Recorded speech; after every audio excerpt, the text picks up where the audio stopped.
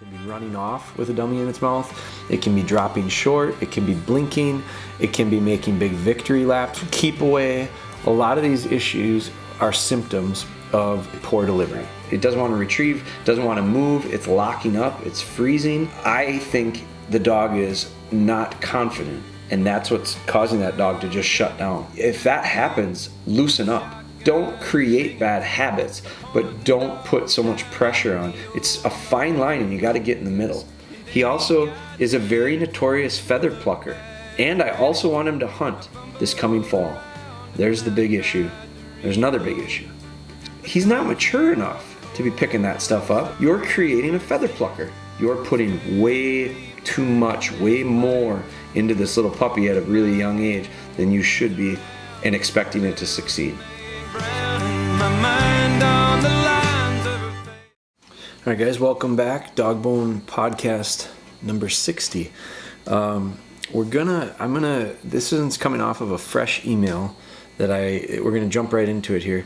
It's a question that, for whatever reason, I've seen a huge spike in people with questions regarding it. We have a video out there on YouTube. It's not on YouTube. The hold conditioning video, is that on YouTube? Yeah, hold conditioning. So we have a hold conditioning video out there on YouTube. It's an hour long. It used to be, we filmed it when we filmed our shed training DVD.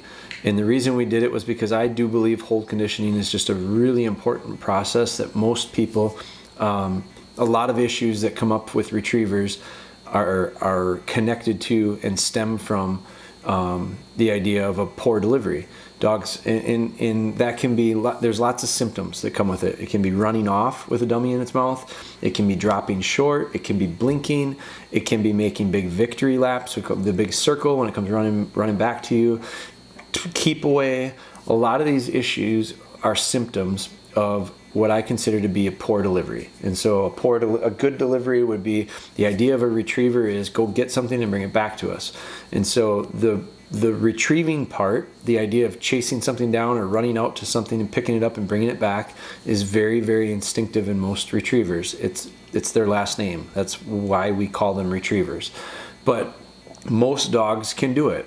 You can teach dogs the idea of the game of run out, bring it back, I'll throw it again, you run out, you bring it back, and dogs enjoy it. It taps into predator prey, which is very natural for them. But again, most retrievers, that's what they've been bred for. It's the origin of the breed and the breeds in general within that category. So, but if you don't mold and shape that delivery, it becomes a nightmare really quickly. And I think that's where I do see just tons and tons of people having problems. And so I always tell people, the key to any retriever and any dog in the field is its foundation first. I'm not changing that. That has got to be there, because in order to do drills that you want to do for formal training, you have to have very basic foundational skills. Heel, sit, stay, come when I call you. And those are things that are used in the field. They're also things that are used out of the field. So it's a year-round need in every situation that we're in with our dogs, socially, publicly, or in the house by yourself. It's a necessity to have that foundation. But when you start talking about the delivery part of it, we use a process that's called hold conditioning. We don't force fetch. Force fetch is a very common way in the retriever world of creating a good delivery, and I think it's completely unnecessary. And I'm not going to get into force fetch because I don't do it, and I don't think you need to do it, and I think it's really uncomfortable, and that's the reason I don't do it, is because I think it creates a lot of issues with trust. I personally am not comfortable hurting the dog. I'm not comfortable pinching the dog's ears, their toes. I'm just not comfortable doing it. I don't care if you decide you want to do it, but I can't help you with it because I don't do it. But what I do is, instead, we encourage, and this is where we're going to start talking about this, because I've gotten a ton of emails, and we've done some hold conditioning podcasts, and we've done quite a few of them now. And the more we're doing on it, I think it's great because it's creating interest. I've gotten a lot of people that have sent me messages of, this is exactly what I needed. I want to do it this way instead of the old force fetch way. And that's great. But people are having some struggles with it. And so we're going to talk more in depth on it. And the reason for it is specifically, I got this one message recently, but it's also piggybacked off of lots of messages in the last few weeks, and lots of comments and lots of interactions that have been spurred or sparked from the YouTube video that I started out talking about in this podcast. So on YouTube, we also have it available on our website. You can go to our website. It's free. You can click on it. It gives you a link to it. It's an hour long. We originally produced it with our shed DVD because I believe that's such a crucial part of the retriever, developing the retriever. But then what happened was it turned into an hour by itself. So it was an hour long chapter. The DVD for shed training is already 3.5 hours. So if we added this, we're talking 4.5 hours of information. So we decided that 1 hour of hold conditioning took away from the focus of the shed training DVD. And instead what we decided to do was, let's offer the hold conditioning separate. Okay, so we pulled it out. We created its own video basically, and what we did was we included it for free if you bought the shed DVD. We got a baby napping, and now I woke her up. We'll see if she settles in, otherwise we might have to go grab her. Again, we're on daddy daycare action here. I'm trying to squeeze a podcast in while the baby was laying down. Anyway, so the DVD, shed DVD, we included, to start out with, a opportunity for you to get the hold conditioning video for free.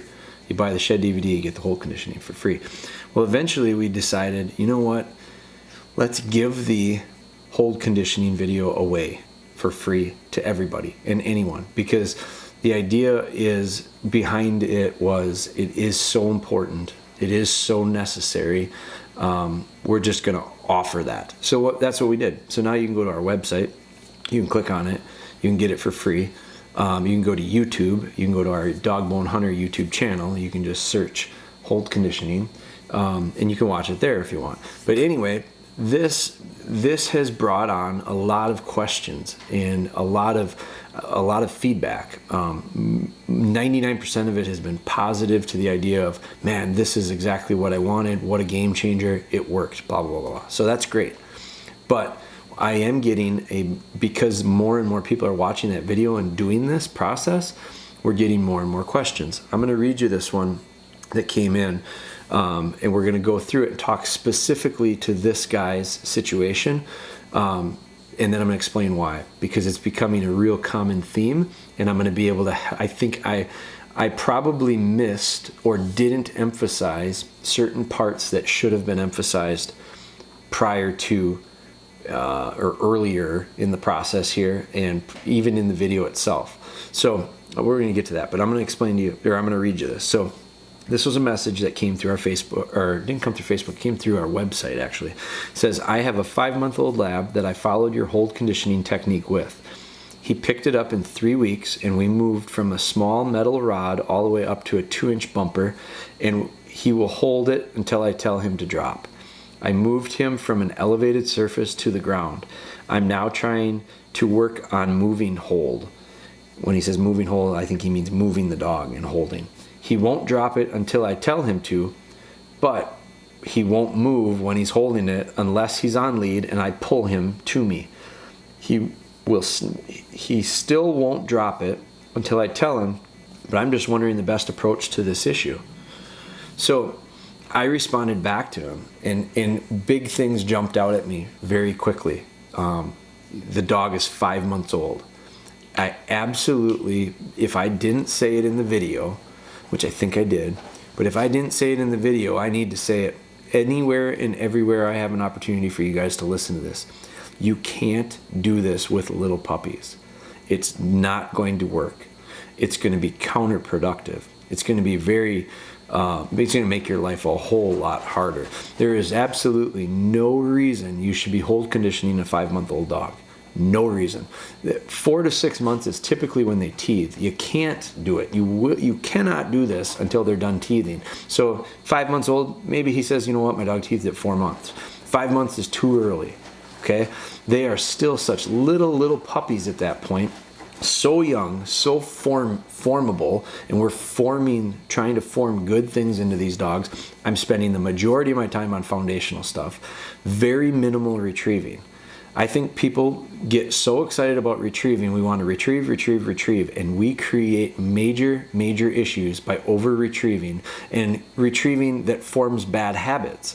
So he said here, so I responded back and I said, a few things are sticking out to me. First is that this puppy is so young. I don't recommend hold conditioning that puppy at 5 months old. It's just too intense of a process. There's way too much that goes into it. And if you've watched our video, you'll see it's pretty formal. It's very formal. And it requires a dog's ability to make it through that process okay mentally. That's the only way they're going to be able to learn and understand it. And they can't do it. It's too young. So I said it's just way too intense of a process, and it's too much for a puppy that young. I think the retrieve itself needs to be handled and built into a young dog in a very light manner, positive way.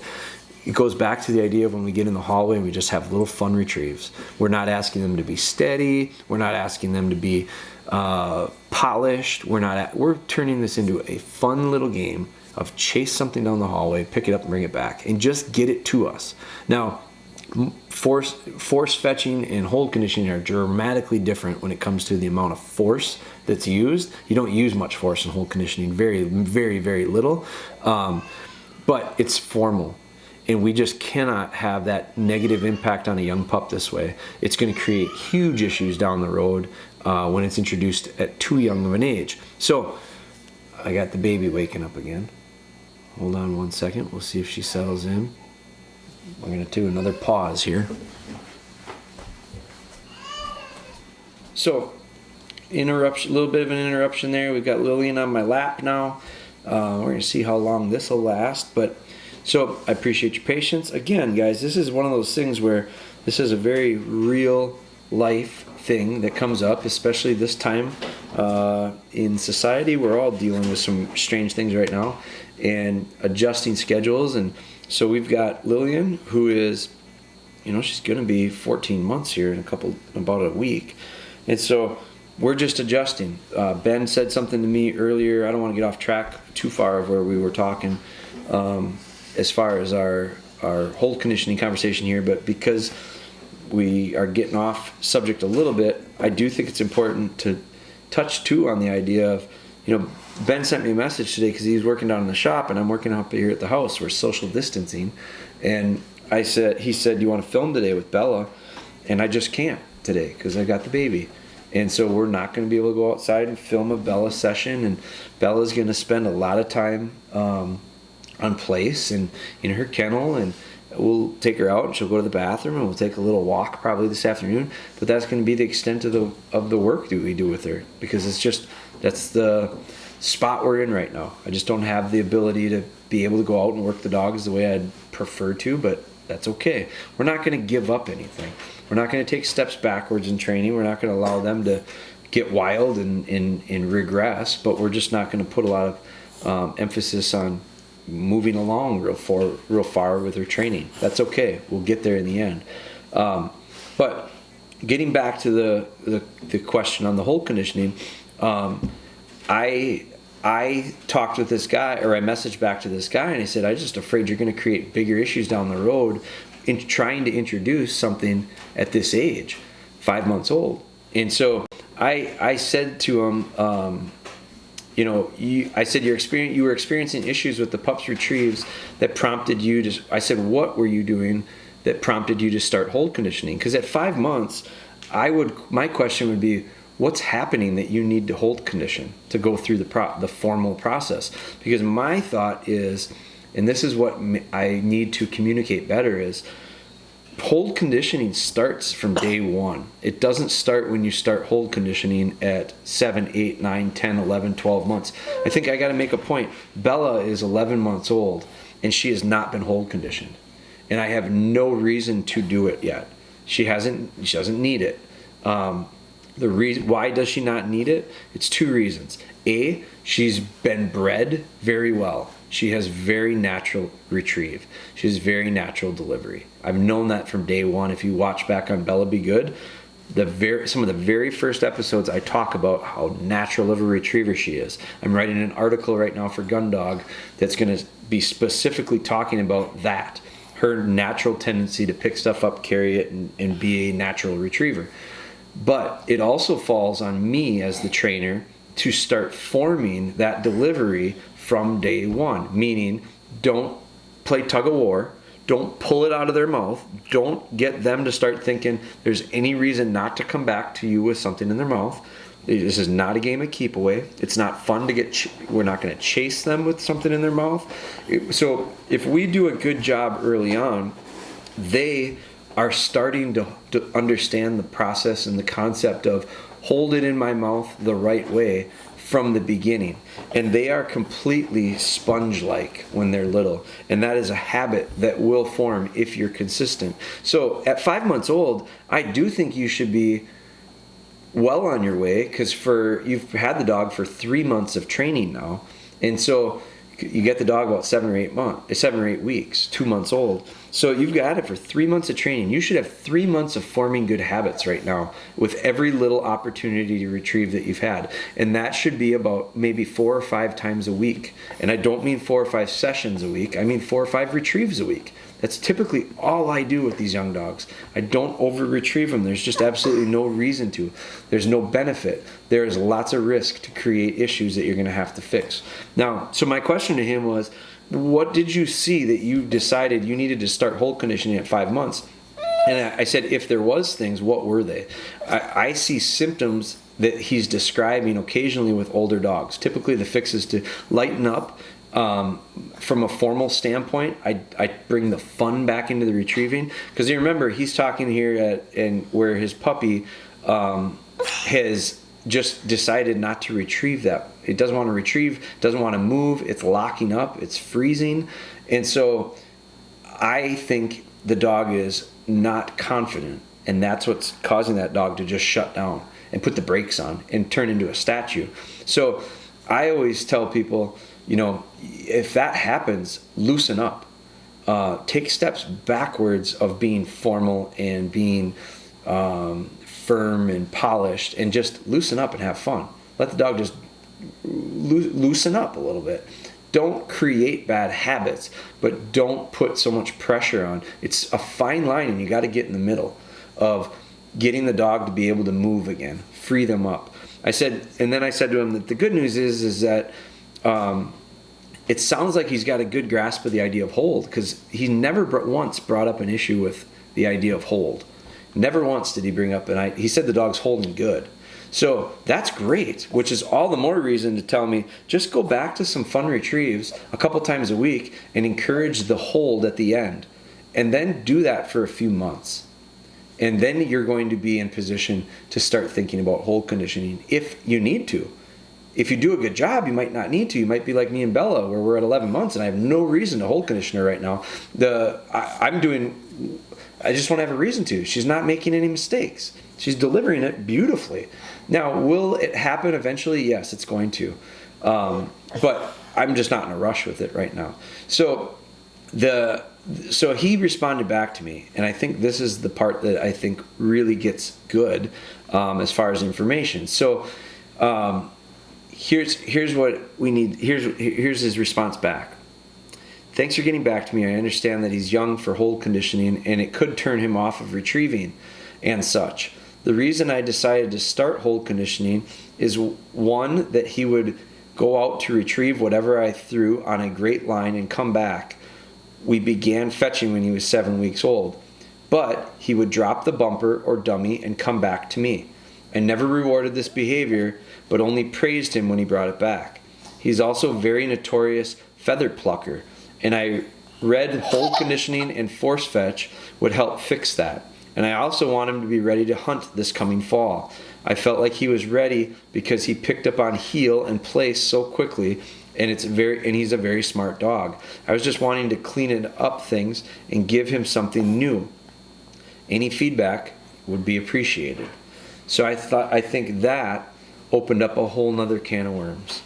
And so after hearing the reason why he's getting into hold conditioning is because that was what I asked him. I said, is there a problem that you started hold conditioning? Well, he's got a problem with, he wants to go with longer. He wants to get some longer retrieves in. He's been retrieving with him since he was 7 weeks old. He's running a great line and would come back, but he drops the bumper or dummy when he's coming back to him. So he is showing a little bit of a symptom there. He's dropping the bumper short. I never rewarded this behavior, but I only praised him when he brought it back. Okay, so that's the first thing. He's dropping short as you want to get long. So my answer to that is, don't fix a problem with premature hold, because it's not a hold problem. You got a 5-month-old puppy that's dropping short, and the reason he's dropping short is probably connected to the idea that you want to go real long with it. You're trying to stretch out a 5-month-old puppy. I don't know why. No reason to. You don't need length in a 5-month-old puppy. You need retrieve and deliver. And the majority of your work is on other things. You said in your message here that he picks up on heel really well, place really well. He's a really smart dog. No dog is smart enough to have it down at 5 months. Guaranteed. Sounds like you got a really good start. But then you decided he's good at this, so let's just do other stuff. Let's just add more stuff to his plate. He can't take all that stuff. He's 5 months old. You're building off the momentum of good heel work. I guarantee you he's not done with heel work at 5 months old. It's impossible. Watch Bella be good. Bella is one of the sharpest dogs I've ever trained. Watch her progress. If you are done at 5 months old, I'm going to hire you to train dogs for me. But it's just not possible. And so, but I also think you're finding success. You're doing something right, which is great. And that's creating your problem. You're creating a problem because you're finding success with simple stuff, and you're deciding it's done, and we're going to just start adding more and more and more. And you're going to break your dog's back because they can't support that kind of pressure. So that was your first thing. The problem is he's dropping short and you're extending them out long. So I say, hey, fix that. Shorten your retrieves up. Shorten your retrieves up and ensure that everyone gets delivered well. That's all you should be doing at this point. Now the next thing is, he also is a very notorious feather plucker. And I read hold conditioning and force fetch would fix that. And I also want him to hunt this coming fall. There's the big issue. There's another big issue. So let's handle one at a time. The feather plucking. How do you know he's a notorious feather plucker at 5 months old? At 5 months old, my dogs aren't picking up birds yet. What is the reason to have a 5-month-old puppy picking up birds in January, February, or March? You're nowhere near hunting season. There's no reason to have, and so what's happening is he's not mature enough to be picking that stuff up. And what he's doing is you're creating a feather plucker because you decided you needed a dog to pick up birds at 5 months old in March. And now he's plucking feathers because you've created a problem. It's not the dog's fault for you asking him to do stuff that he shouldn't be doing. And then he fails at it, and now we decide we're going to try to fix it with hold conditioning months before he's able to do hold conditioning. So it's the ambition. You've got ambition, lots of it, too much of it. Some people, the problem is they don't have much ambition and they don't want to do anything, and they hope that the dog can watch the video and learn it. That's not your case. You're putting way too much, way more into this little puppy at a really young age than you should be, and expecting it to succeed. So let's back up to the feathers. First off, we're not introducing 5-month-old puppies to warm game. There's just no reason to. You're going to create a plucker. You already did. So what are we going to do? When the time is right, there's no reason. You have nothing to gain from it right now, except the idea of if you were doing a little bit of scent work, which at 5 months old, I wouldn't mind doing a little bit of scent work. So I'd like feathered dummies. I like feather lace dummies. And a feather lace dummy is a wing electrical taped to a dummy. And so it creates natural scent, it creates natural feel. You can control how much feather the dog gets. My dogs can't pluck their feather dummies because they're wrapped with electrical tape. They'd have to really work to pluck them. And so that wing, and I can control how much tape and how much feather is actually exposed. So you can put a lot of tape on it and have just a little bit of feathers exposed to the point where the dog goes out, smells it, picks it up, feels it in his mouth, brings it back to you, as long as you are forming the right delivery habits. That goes back to shorten up your retrieves, simplify this, get 3 or 4 nice retrieves out of a session and then be done. And do that 2 times a week or maybe 3 times a week. That's it. And then you can slowly expose more feather until the habit is formed that the dog runs out and picks it up regardless of feathers, doesn't stop and pluck if it's feathers. It's got this ingrained in it where it runs out, it picks stuff up, it brings it back. You praise him. And he's got to hold it in a certain position. That's the start of hold conditioning without ever starting hold conditioning formally. And that's what will make hold conditioning a breeze when it comes. That's what will help you avoid dogs locking up because they're uncomfortable. So the feather part. So we're going to start out with feather dummies, and then I might go to frozen pigeon, and then I might go to thawed out birds, and then I might go to a warm, fresh killed bird, and then I might shoot a flyer over the dog. But I'm going to spread that out over months if that's what it takes. And I'm going to make sure that each step is very practical from a timing standpoint. Confidence is there. Age is there. Maturity is there. The ability to process it and find success is there. Not at 5 months old. Just can't do it. Now the last thing here is really telling. It says, also, I want to be ready to hunt this fall. The last thing in your mind right now should be, if you're building that's the exact reason you're in the spot that you're in. It's the biggest thing. It's because you want to hunt him this fall. What if he's not ready? I mean, it's realistic to think that at 10 months old, I wouldn't hunt a dog at 10 months old. You're going to be you're talking 5 or 6 months from now is going to be 10 and 11 month old dog. I won't hunt them. My dogs won't be ready. Okay? Now, you go ahead and do it. Any of you guys, there's a lot of people that are listening to this right now go, no way, I'm not giving up that season. Fine, don't. But then you're the ones who will email me because your dog's got holes in his training and you tried to push him through it. You tried to speed the process up because hunting season was coming and you had to get this done. So you put so much pressure on him. And I'm not saying pressure like physically, but like pressure on the idea of the pace. You speed and accelerate your training to a degree where you're running into problems. It's exactly what happened here. It's exactly what happened in this case. It's the exact reason why the dog is locking up, I think. Now, slow down, okay? Slow down. That's the answer. Slow down. Stop letting the hunting season dictate your pace.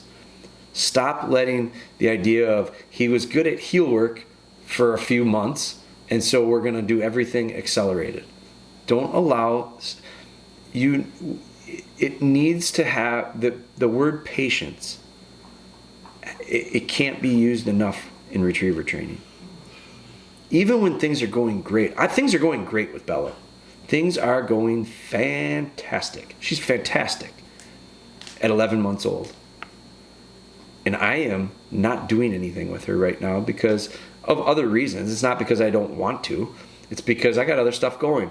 And I'm telling you right now, if you sense any panic in my voice, you need to reassess your ability to evaluate situations. Because I have zero panic with Bella. She's going to hunt this fall. I'll introduce her. She's going to transition to the hunt. It's going to be training. And so I don't expect her to be a finished dog. She's going to be 17 months. I expect her to transition into the field for her first season.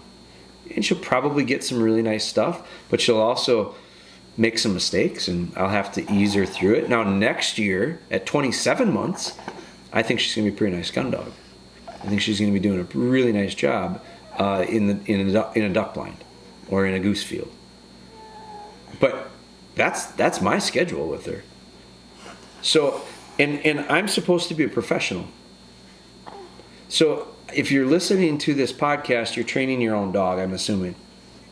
You don't have the pressure to say, I have to get this done by 10 months. I have to get this done by 6 months. I have to get this done by 1 year. I have to get this done by the first hunting season. You have no pressure whatsoever. The only thing you need to get done is you need to get to the finish line eventually. But it's not driven or dictated at all by a clock or a calendar. I think the problem is if we continue to move down these paths of accelerated training, we want to speed up. We need to get them through this. We need to get this done. We need to get this done. Hell, my dog didn't get introduced to gunfire. When did we do Bella? A month ago? Not even. Not even a month ago. She was over 10 months old before I introduced her to gunfire. And I don't know that I would say she's through it. I mean, I've not shot next to her yet, but I've shot pretty close to her. We're still in the process. And again, do you sense the nervousness in my voice? Not at all. We'll be fine.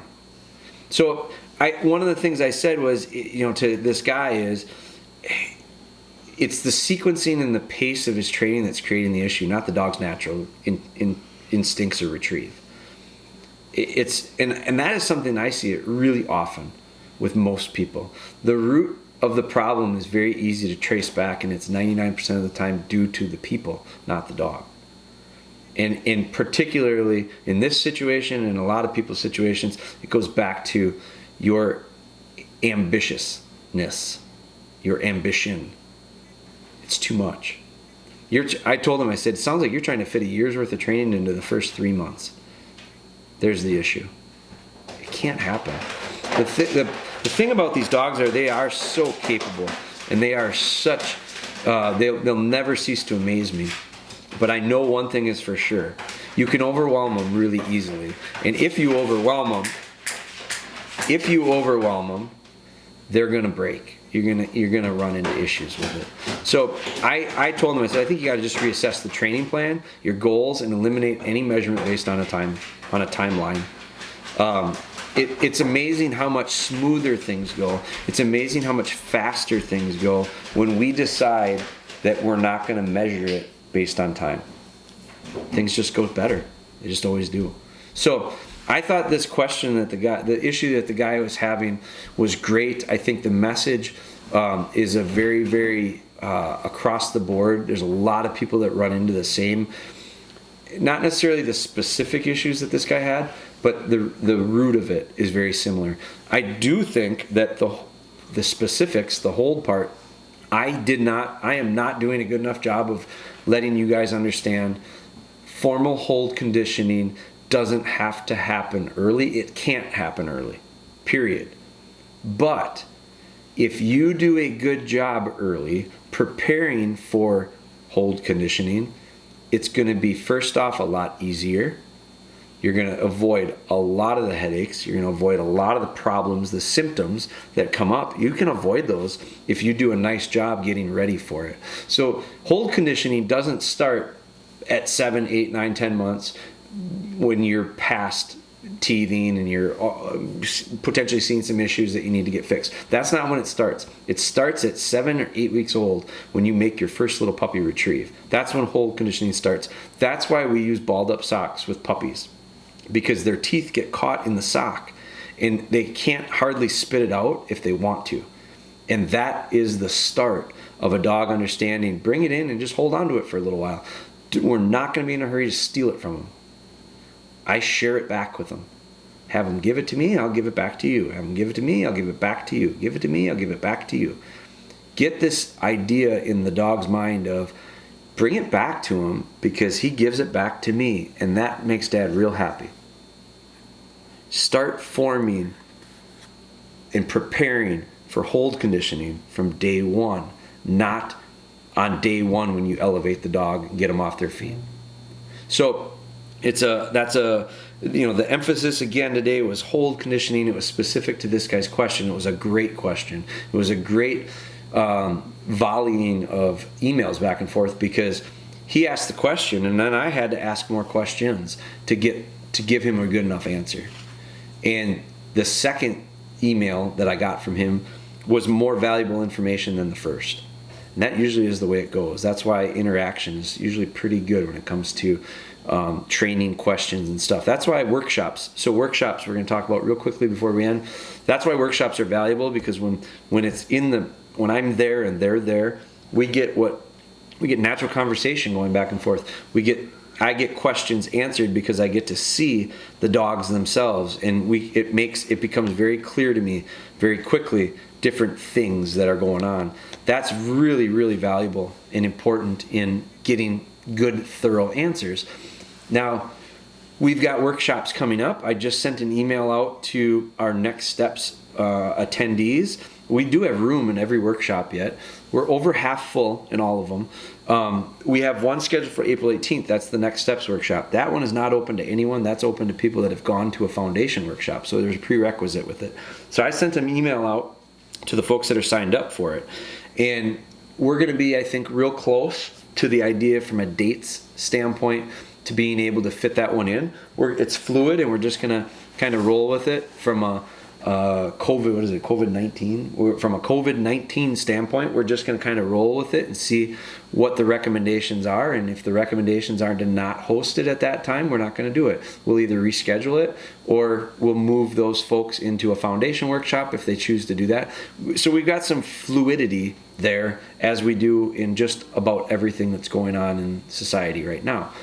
But we have a May 8th, 9th, and 10th workshop, and we have a June 5th, 6th, and 7th workshop. And my gut tells me that those are going to be not an issue from a date standpoint. I don't plan on having to move those.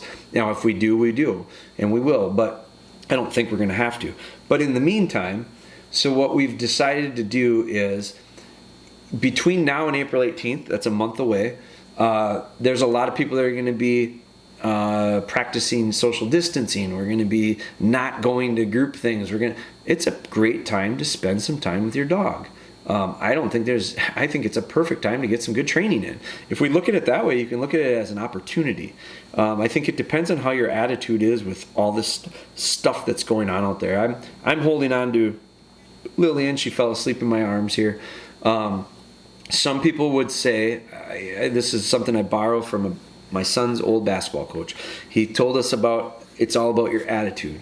This was during a parents meeting, and he said, we're going to focus on our attitudes this season, and he was talking about the kids more than anything, but the parents involved as well. And one of the things that the coach said was, he heard a mom that had little baby, had kids, and in conversation she was talking with another person that he knew, and the mom said something about, oh God, I gotta go change the baby, and she was frustrated, and I get it. I get frustrations of being a parent and being busy and all that stuff, but she was frustrated, and I have to go change the baby.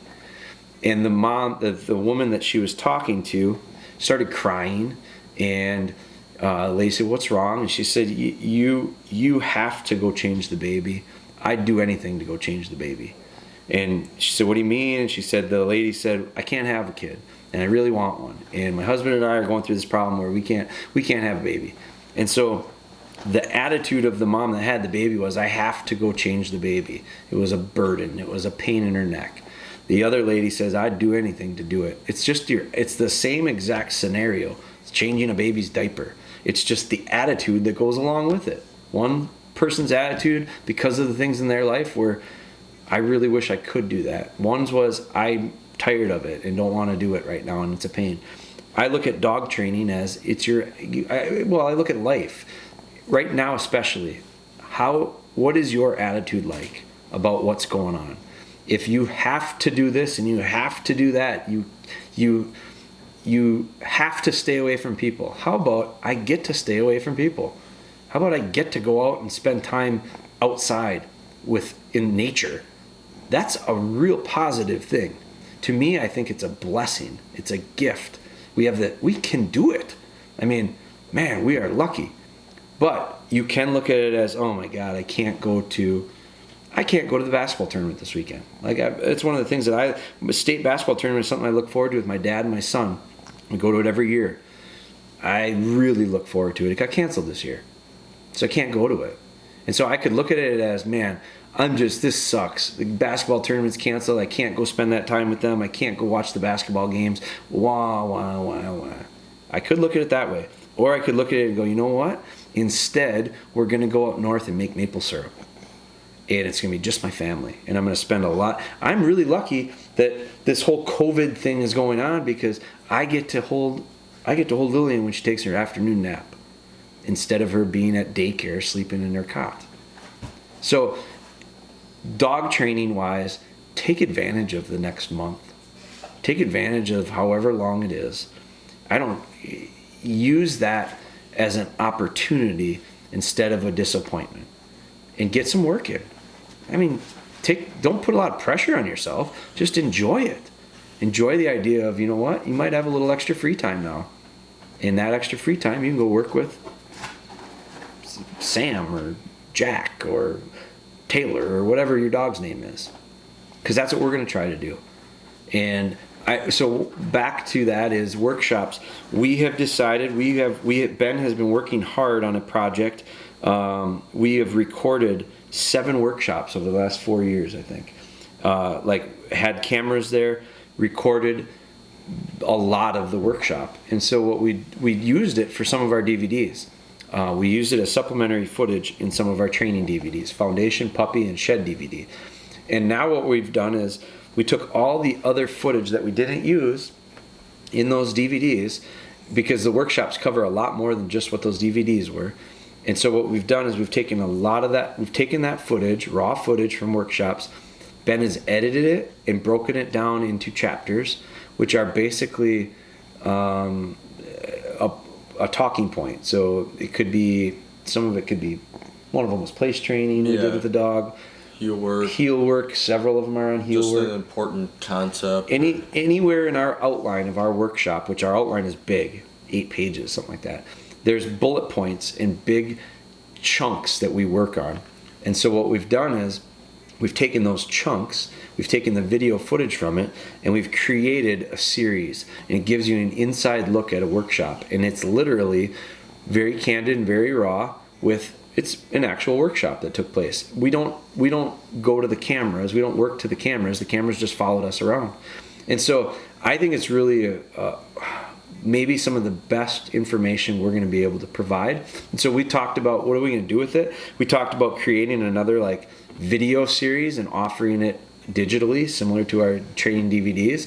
We thought about selling it as a package, a series package. And now we've thought about it. We said, you know what? There's a lot of people right now that are looking for training information because they have opportunities to do some training. And so we have decided we're not going to sell it. We're going to put it on YouTube, and we're going to put it on Facebook, and we're going to give it to people that it will hopefully benefit.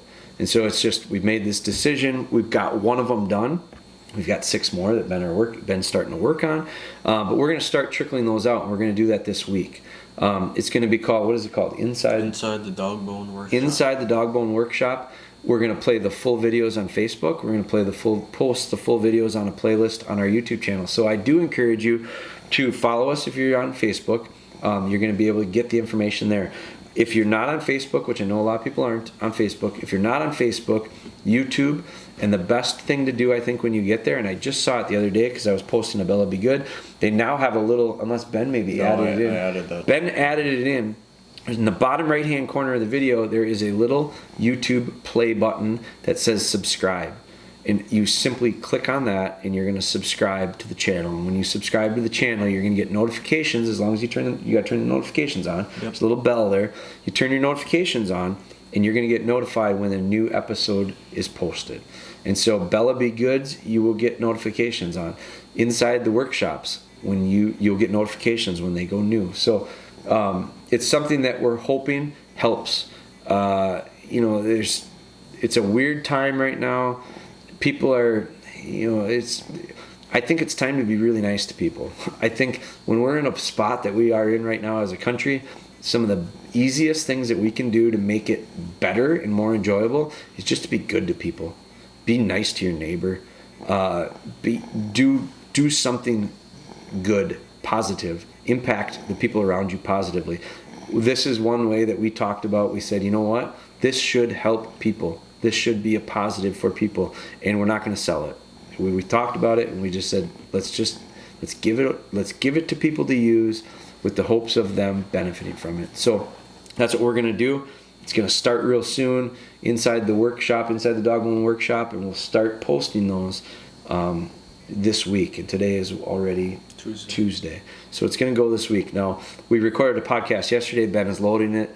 That was episode 59.